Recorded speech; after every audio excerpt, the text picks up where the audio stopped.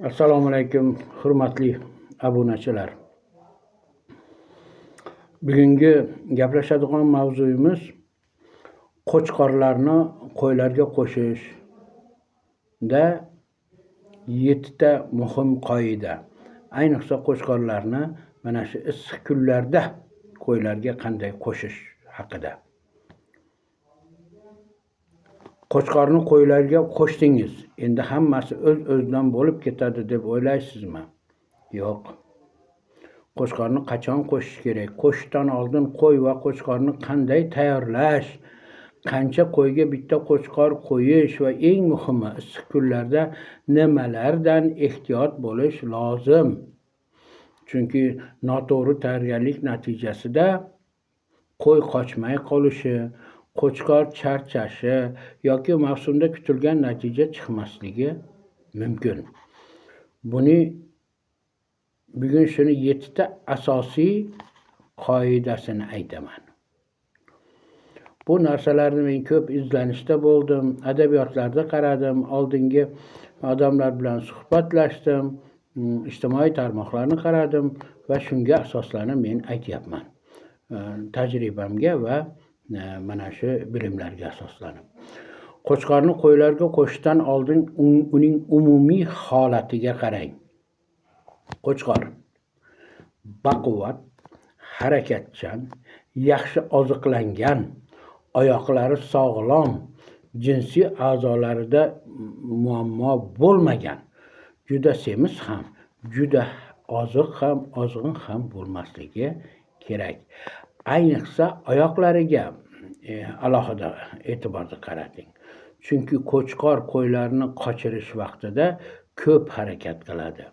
Oyoq og'riqli yoki tuyog'i muammoli qo'chqor yaxshi xizmat qila olmasligi mumkin. Ikkinchi bo'limimiz qo'ylarni ham tayyorlash kerak. Faqat qo'chqorni tayyorlab qo'yishning o'zi yetarli emas. Qo'ylar ham sog'lom va yaxshi holatda bo'lishi kerak. Juda oriq qo'ydan ham, haddan tashqari semiz qo'ydan ham yaxshi natija kutish qiyin. Qo'ylarni qo'shishdan oldin ularni oziqlanishiga e'tibor berish kerak. Ratsionni birdaniga o'zgartirmang.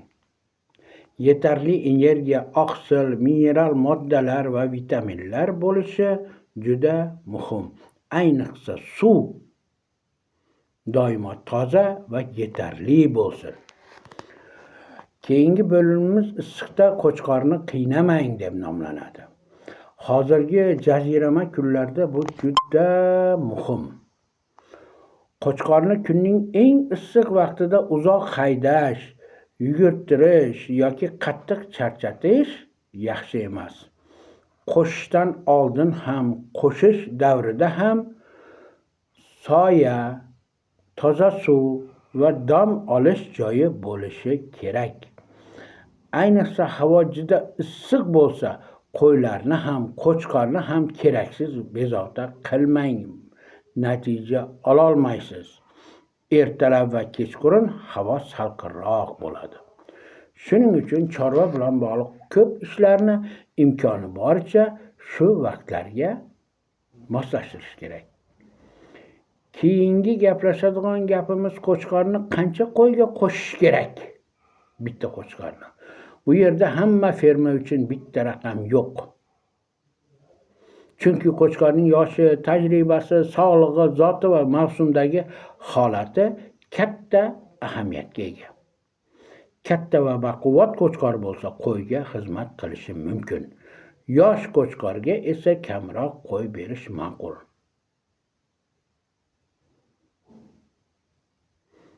Katta baquvvat bo'lsa, ko'proq qo'yga xizmat qilishi mumkin. Eng muhimi qo'chqorni haddan tashqari yuklab qo'ymaslik. Ortiqcha qilib deyapti. Shu normasidan oshirib olmaslik sog'liqlarda. Agar qo'ylar ko'p bo'lsa, bir nechta yaxshi qo'chqordan foydalanish mumkin. Bu yerda ko'proq qo'yga bitta qo'chqor degan raqamdan ko'ra qo'chqorning holati va qo'ylar sonini hisobga olish mumkin. Muhim. 15 ta 20 ta qo'yga bitta qo'chqor qo'ysa juda bir yaxshi natija beradi. yaxshi baquvvat qo'chqor qo'yish kerak. Qo'chqorni qachon qo'shish kerak degan bo'limimiz. Qo'ylarni qo'chqorga qo'shish vaqti juda muhim. Qo'yning tabiiy qiziqish sikli odatda taxminan 17 kun atrofida bo'ladi. Bu sog'liq qo'ylarda aytyapti, 17 kun kuyinadi. 17 kun ichida bilib qolib qo'chqorga qo'shmasangiz u o'tib ketib qoladi. Keyingi kuyinishi uni o'zini nimasiga, holatiga bog'liq bo'ladi. Shuning uchun qo'chqorni juda qisqa vaqtga qo'shib, keyin darrov ajratib qo'yish yaxshi natija bermasligi mumkin. Ko'p chorvadorlar qo'chqorni bir necha hafta davomida qo'ylar bilan birga ushlaydi. Shunda qiziqish davri turlicha vaqtga to'g'ri kelgan qo'ylarni qochirish imkoniyati ortadi. Lekin aniq muddatni qo'ylarning zoti, mavsum va xo'jalik sharoitiga qarab belgilash kerak. Qo'ylarni kuzatib boring deyapti. Qo'chqorni qo'shib qo'yib keyin bir oy qaramasdan yurish to'g'ri emas. Har kuni kuzatib boring. Qaysi qo'y qachon, qaysi qo'y hali qizimadi, qaysi qo'y qo'chqordan qochyapti, qaysi qo'yning holati o'zgardi. Shularni belgilab borish keyinchalik juda qo'l keladi. Ayniqsa qo'chqor qo'ylarni qochiryaptimi yoki yo'qmi? Kuzating.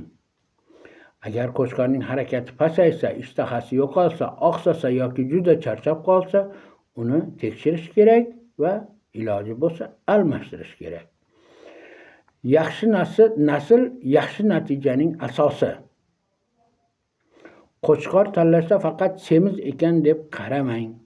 Uning zoti, kelib chiqishi, o'sishi, go'shtdorligi, sog'ligi va nasl xususiyatlariga ham qarang.